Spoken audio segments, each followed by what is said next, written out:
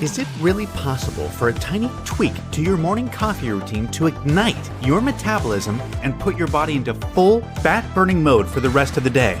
Check out the link in the video description now and transform your morning coffee into a metabolism-boosting super drink. Donald Trump has made a point in recent months of deriding his rival Joe Biden as being cognitively impaired, mocking the 81-year-old U.S. president for his verbal stumbles and accusing him of falling both up and down stairs.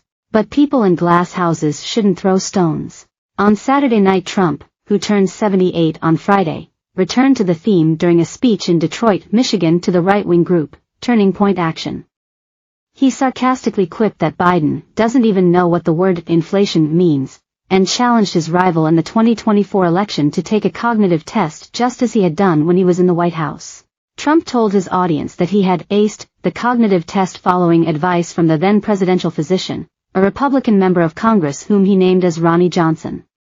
Has anyone heard of Ronnie Johnson, congressman from Texas? He asked the crowd. He was the White House doctor, and he said I was the healthiest president, he feels, in history. So I liked him very much. The Ronnie Johnson who administered Trump's test was in fact Ronnie Jackson, who represents Texas's 13th congressional district. Jackson has been one of Trump's most loyal advocates since entering the U.S. House in 2021. Trump's Saturday night gaffe was instantly shared on social media.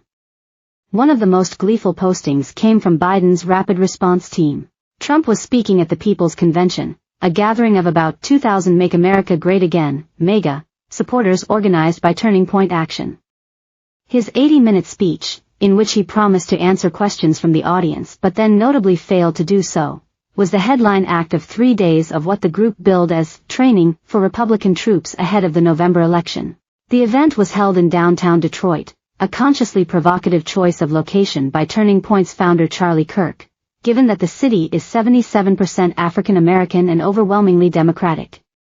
Kirk has been widely criticized in recent months for a stream of racist and sexist comments, including his statement that Martin Luther King was an awful person. Trump's visit to Detroit was significant, given that Michigan is one of a handful of critical battleground states that are likely to determine the outcome of this year's presidential race. In 2020, Biden won the state by just over 150,000 votes.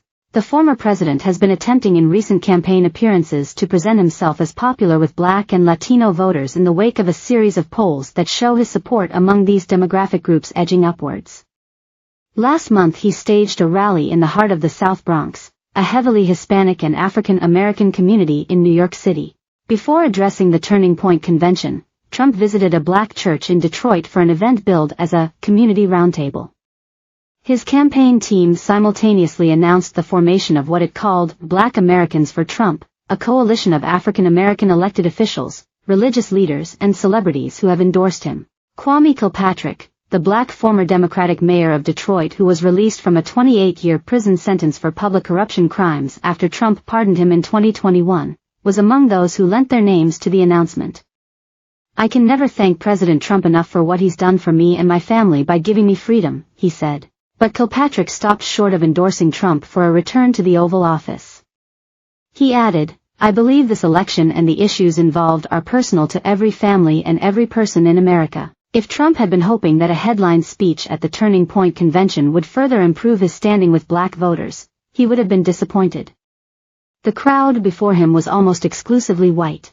Those attending were able to hear speeches from a range of Trump luminaries, including his former chief White House strategist Steve Bannon, who was greeted in the auditorium by chants of USA, USA. Supporters could also pose for selfies in front of a gold-plated Mercedes bearing Trump's image on the bonnet. In his Turning Point speech, Trump managed to resist any temptation to disparage Detroit in line with his recent habit of pouring scorn on majority-minority Democratic cities. On Thursday, he sparked controversy with his comments on Milwaukee, Wisconsin, where he is set to be